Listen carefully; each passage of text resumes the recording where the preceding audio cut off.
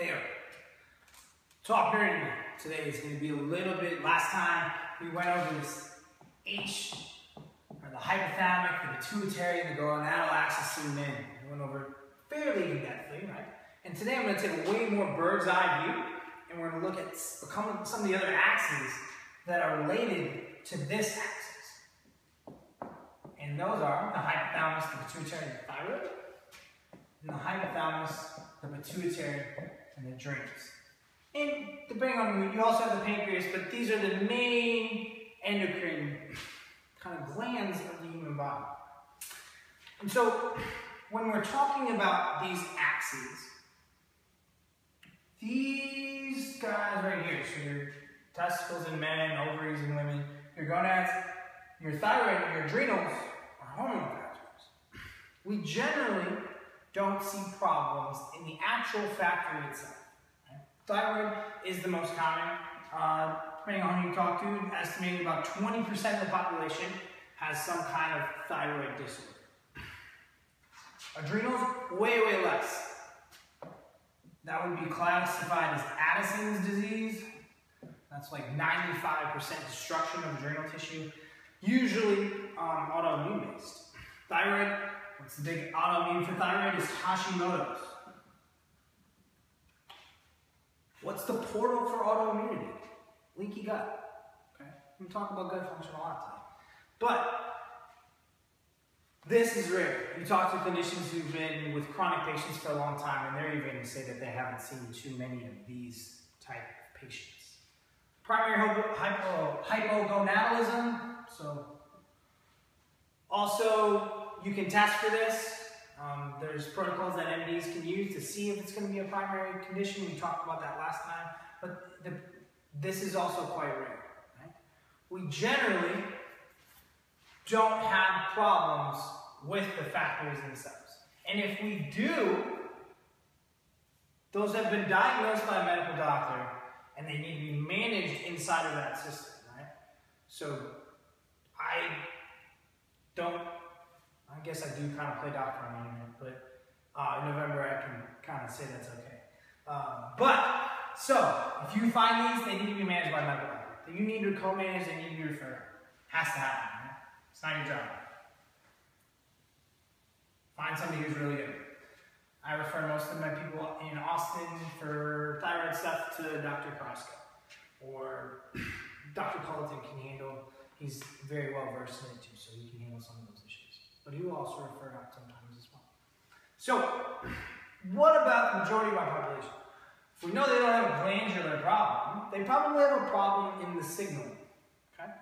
So we established how this adrenal axis and how this gonadal axis were very intertwined last time. Because if you're making stress hormones, you're not making sex hormones. They share a precursor. Right? What we'll normally see, first thing that happens is cortisol goes high. So number one, cortisol goes high. Number two, DHEA goes down. That's your precursor for testosterone and estrogen. Third thing that happens is cortisol starts to go down. Fourth thing that happens is sex hormones go down. And then finally, this can go either way. But the majority of people that you'll see that are really screwed up are in that third stage where cortisol is lower than we would want it to be. And the last one is aldosterone goes down. And that means that these people are going to start to have blood pressure issues. So their systolic blood pressure is under 100. They get dizzy when they're standing. You'll see this quite frequently, and it's an alarm. And so that's how those two are related. Beat that to a pulp last time. How are these two axes related? Okay. A lot of guys are like, why do I care about my thyroid? This is a woman's problem, and it is. Women are more affected than men with thyroid conditions, but men are also affected, right? It's just disproportionate. So, the pituitary talks to the thyroid via TSH, thyroid stimulating hormone. That tells the thyroid to make T4, which then is converted to T3, or It's annoying little brother that doesn't get anything done, reverse T3, that just kind of takes up binding sites and doesn't activate anything.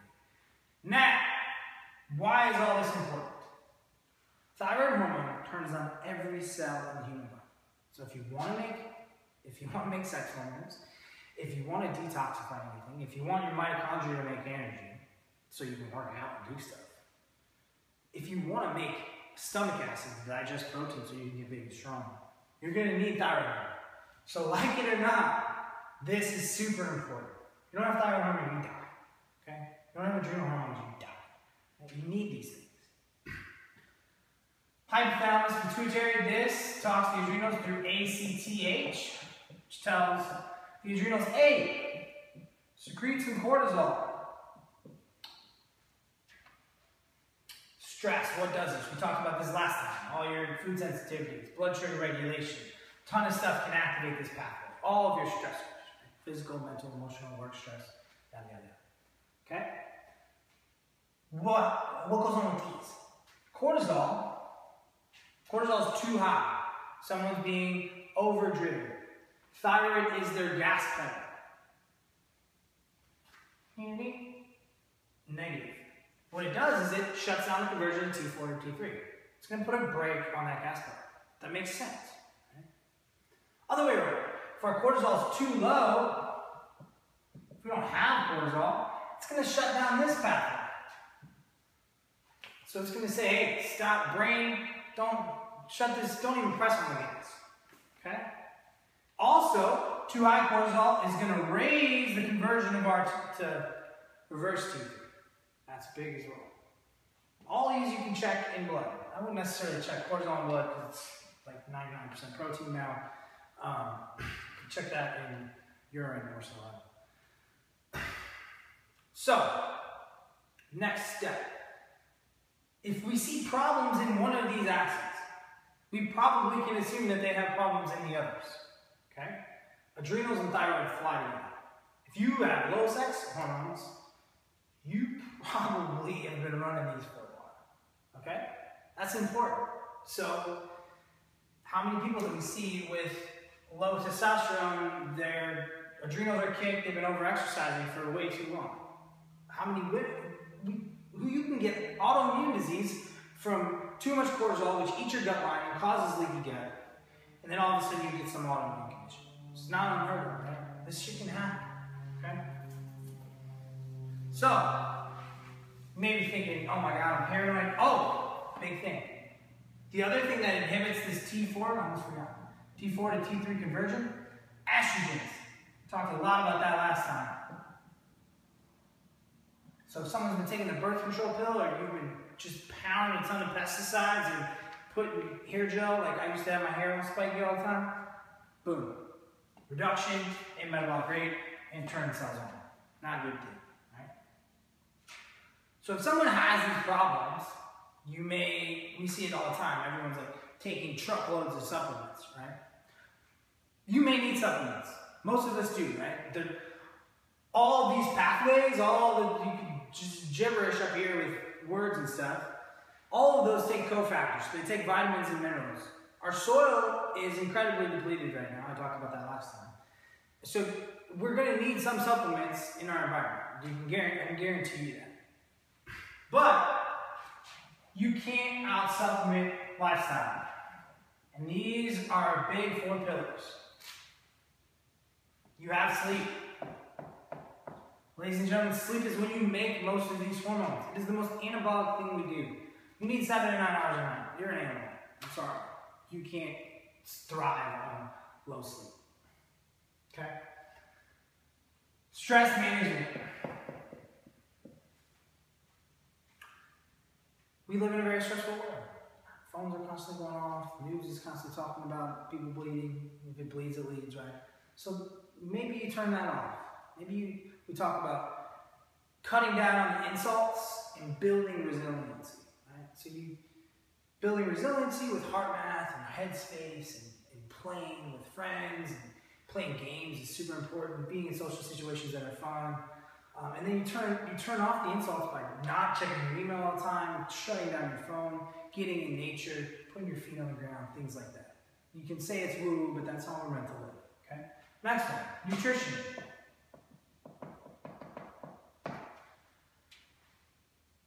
This is individualized.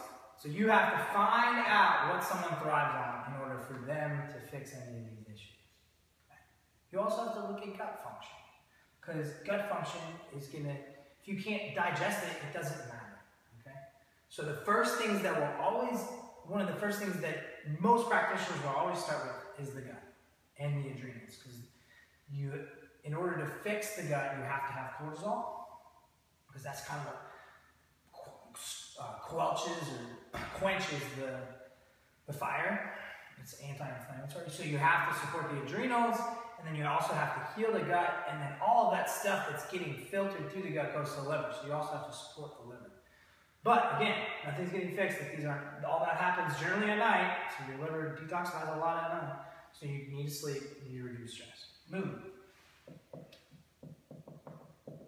Every one of these things is individualized. Stress reduction. Some people may love HeartMath. Some people may love Headspace. Some people may never want to sit with other people in their lives. Okay, you have to individualize it. Stress. Sleep. What is their limiter, right? Do they stay on their phone all night? Do they have a neighbor that works in the garage at midnight? They need to soundproof their room. Right? Do they live in are they a shift worker? Stuff like that. Okay?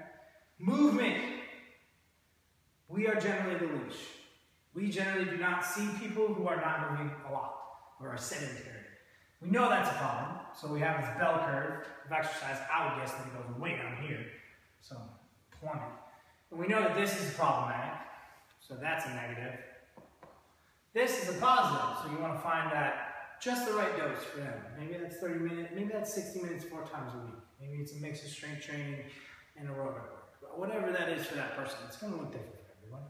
But what we see most often is people who are overdriven and overtraining, which is maybe beating up their gut, maybe lowering their sex hormones, right?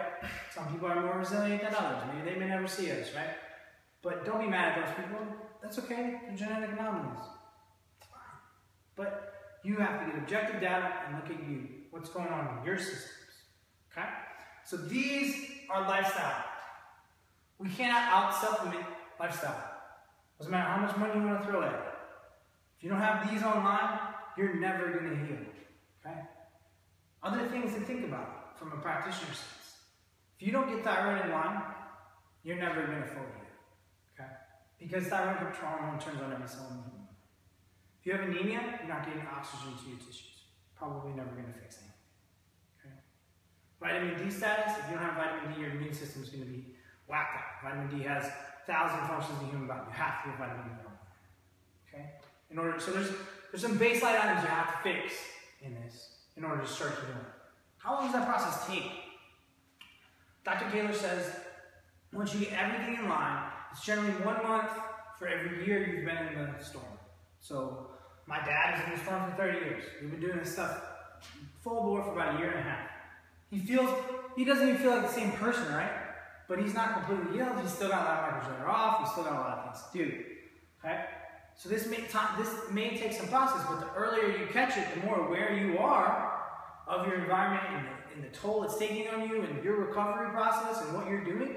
If you don't shovel this stuff under a rug, you're going to be way better off when you're 40 and 50 years old. Now that's your choice, whether you choose to listen or not. It's ultimately up to you. But there's a lot of things that you can do right now to be better. Sleep more. If you're a little kid, you need like 10 hours of sleep. If you have young adolescents, make them sleep. They need to turn off their phone, be in bed by 9 o'clock. College athletes, in bed at 9 o'clock. Guaranteed. They're on their phone, texting away in midnight. Not required. Okay? Stress reduction. How many people meditate? You need 10 minutes a day. It's a shower for your brain. It has to happen. Nutrition, how many people eat processed carbohydrates and a bunch of bullshit? Pounding alcohol, leaky gut otherwise. A lot of people, right? How many people are doing too much or too little movement? Boom. Fix the things you can. Control what you can. Accept what you can. That's what I got today.